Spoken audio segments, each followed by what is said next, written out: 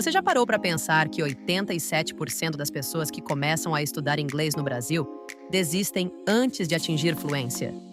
Hoje vamos descobrir por que isso acontece e como uma revolução no ensino de idiomas está mudando essa história.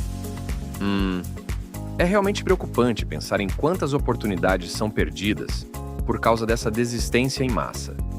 E o mais interessante é que tudo começou com uma experiência de mais de 10 anos no exterior, não é?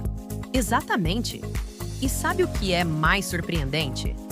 Essa pessoa se tornou tão especializada que começou a treinar outros professores e até mesmo reitores de universidades. Mas foi justamente aí que ele percebeu que algo estava fundamentalmente errado com o sistema tradicional de ensino.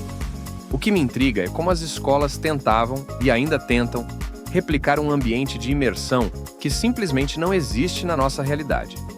É como tentar fazer um bolo sem os ingredientes principais, não é? Bem, imagine só. Quando você está no exterior, você pratica o idioma naturalmente o tempo todo. Mas aqui, você sai da aula e nada. Zero exposição ao inglês. E as escolas continuavam insistindo nesse modelo, que claramente não funcionava. E os números mostram isso de forma assustadora. Estudos indicam que apenas 5% dos brasileiros falam inglês fluentemente, mesmo depois de anos de estudo em cursos tradicionais. Pois é. E o mais preocupante é que as escolas tradicionais transformaram isso em um modelo de negócio. Um aluno desiste, outro entra, e o ciclo continua. Mas em 2018, algo começou a mudar. Sim, e então veio a pandemia que, ironicamente, acabou sendo um catalisador para uma transformação ainda maior, não é mesmo? Exato. Foram 5 anos desenvolvendo o método Mapping, que é basicamente o oposto do que vemos em escolas tradicionais. Em vez de forçar uma imersão artificial, ele criou um sistema que respeita o ritmo natural de aprendizado de cada pessoa. E os resultados são impressionantes. Você sabia que os alunos usando esse método conseguem reduzir o tempo de aprendizado em até 70%? E não é só isso. O método foi desenvolvido pensando em todas as possibilidades. Se você precisa de certificação oficial, por exemplo, pode reduzir 5 anos de estudo para alguns meses. É uma economia significativa de tempo e dinheiro. O que me fascina é como esse método consegue se adaptar a diferentes perfis. Desde adolescentes até idosos, cada um aprende do seu jeito e no seu tempo. E veja bem, isso quebra aquele mito de que algumas pessoas simplesmente não têm talento para idiomas.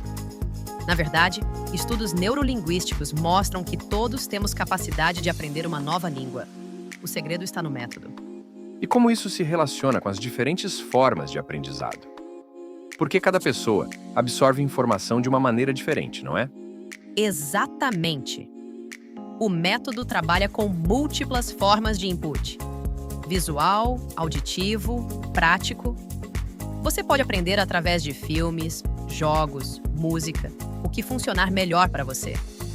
E o mais interessante é que isso está alinhado com as últimas pesquisas em neurociência sobre aprendizado. E pensando no futuro, como você vê o impacto dessa mudança no ensino de idiomas no Brasil? Bem, os dados já mostram uma tendência. Nos últimos 2 anos, métodos alternativos de ensino de inglês cresceram 300% no país.